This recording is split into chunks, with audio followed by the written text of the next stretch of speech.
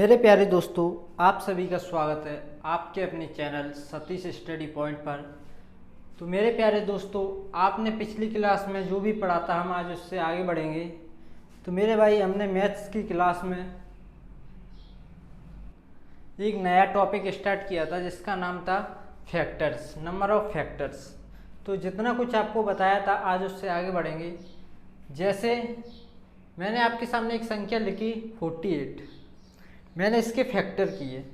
Factor में आपको बता चुका था गुणनखंड होते क्या हैं। ऐसी संख्या है जो 48 को पूरी तरह भाग कर दें, 48 को पूरी तरह भाग कर दें।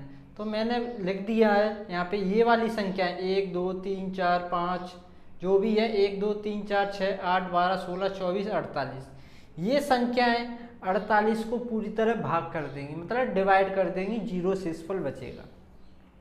ठीक है, तो मैंने इसको इस फॉर्मेट में लिख लो, 1 48 2 24 3 16। क्या इससे समझ में आता है? या फिर आप ऐसे भी लिख सकते हो।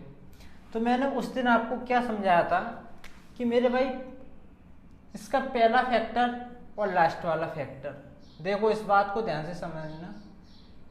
पहला फैक्टर और लास्ट वाला फैक्टर, इन दोनों का जब आप इंटू करोगे मेरे भाई, इंटू करोगे तो हमको वो संख्या प्राप्त होगी जिसके हमने फैक्टर किए थे।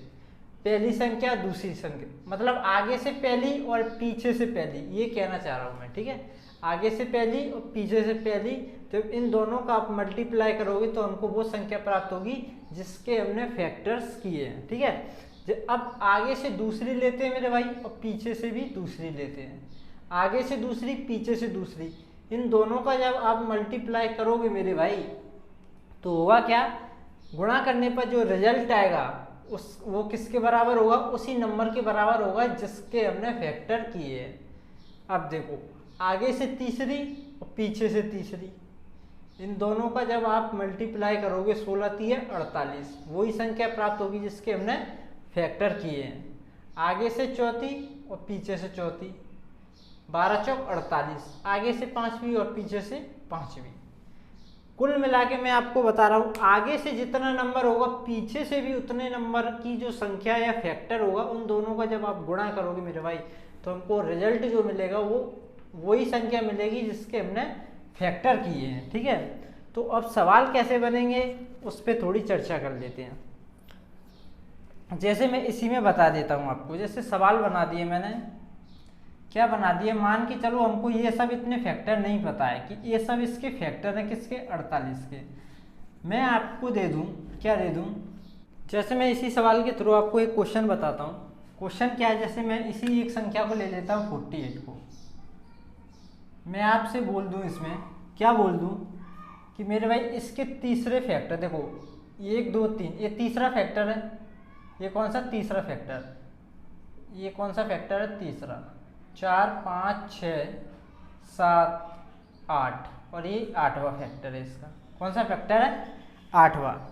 देखो ये तीसरा फैक्टर है 3, और 16 कौन सा फैक्टर है, 8वां। इस साइड से जब आप गिनोगे तो मैं आपको दे देता हूँ ये जो संख्या है इसके तीसरे फैक्टर और 16वें फैक्टर, ये तीसरा फैक्टर और 16वें फैक्टर का जब आप गुणा करोगे मेरे भाई तो हमको कौन सी संख्या प्राप्त होगी, वो संख्या जिसके हमने फैक्टर किए हैं। देखो 16 3 48। ठीक है, सिर्फ मैंने सवाल में ये कुछ नहीं दिया, सिर्फ इतना दिया है कि एक संख्या है, कोई भी संख्या ले सकते हो आप यहाँ पे, लेकिन उसके फैक्टर का मीन्स निकलना चाहिए कि वो संख्या आनी चाहिए। ठीक है, जैसे मैंने तीसरा और 8वां फैक्टर लिया है, तीसरा और 8वां, ये फैक्टर है, मतलब इसके फैक्टर नहीं है, ये तीसरे नंबर का फैक्टर, ये 8वें नंबर का फैक्टर है। ठीक है, तो इन दोनों का जब आप गुणा करोगे, तीसरे नंबर का फैक्टर 3वें और 8वें, इन दोनों नंबर के फैक्टरों का, मतलब तीसरे नंबर का फैक्टर क्या है 3, 8वें नंबर का फैक्टर क्या है 16। इन दोनों का जब आप गुणा करोगे तो वो संख्या प्राप्त होगी जिसके हमने फैक्टर किए हैं। तो आपको बताना है टोटल फैक्टर ये सब है कितने, टोटल फैक्टरों की संख्या बतानी है आपको, टोटल फैक्टरों की संख्या बतानी है।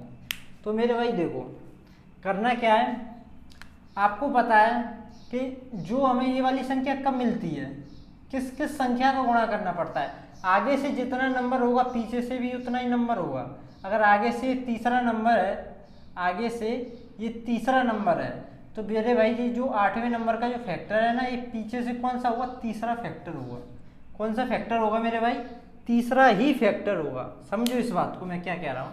मैंने अभी आपको बताया आगे वाला फैक्टर और पीछे वाला फैक्टर। आगे से पहला, पीछे से पहला, इन दोनों का गुणा करोगे जब ही हमको ये संख्या प्राप्त होगी। अगर आगे से आप दूसरा फैक्टर ले रहे हो तो पीछे से भी कौन सा होगा, दूसरा। ये कंपलसरी है, जब ही इन दोनों का प्रोडक्ट यानी कि गुणनफल ये संख्या आएगी। तो सवाल में मैं दिया तीसरा फैक्टर और 8वां फैक्टर, इन दोनों का गुणनफल क्या है, ये वाली संख्या। तो हमको खुद सोचना है, अगर ये आगे से तीसरा फैक्टर है ना, तो ये पीछे से ये वाला 8वें नंबर का फैक्टर कौन सा होगा, तीसरा फैक्टर होगा पीछे से।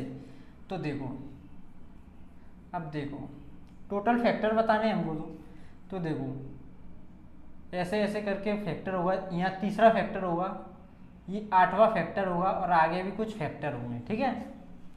लेकिन हमको पता चल गया अगर ये पीछे से अपन गिनती करेंगे ना, तो ये फैक्टर कौन सा, तीसरे नंबर का फैक्टर है। अगर पीछे से आप गिनती करोगे तो ये 8वें नंबर का फैक्टर पीछे से गिनती करोगे तो ये तीसरे नंबर पे आएगा। इधर से गिनती करोगे तो 8वें पे आएगा, लेकिन इधर से गिनती करोगे तो ये तीसरे पर आएगा। तो मेरे भाई अगर इधर से गिनती तुम कर रहे हो और ये तीसरे पर है, तो इसके बाद मतलब 2 फैक्टर और होंगे, जब भी तो ये तीसरे पे आएगा। 1 2 3, अब इसको साफ कर दो बस। हमें पता चल गया 8 के बाद 2 फैक्टर और होंगे, ठीक है। तो मेरे भाई अब देखो 8 फैक्टर यहाँ तक थे, 9वां यहाँ होगा, 10वां यहाँ होगा। टोटल फैक्टर कितने हो जाएंगे, 10। यहाँ भी आपके 10 ही फैक्टर होंगे। देखो 1 2 3 4 5 6 7 8 9 10, ठीक है। कुछ समझ में आया होगा, कोई दिक्कत नहीं है। एक और क्वेश्चन लेता हूँ, ठीक है, जिससे आपको अच्छी तरह समझ में आएगा। तो देखो मेरे भाई, सवाल मैंने आपके सामने लिख दिया। सवाल क्या कह रहा है, पहले मैं आपको ये समझा देता हूँ। जैसे कोई संख्या n, कोई संख्या मान ली मैंने n है।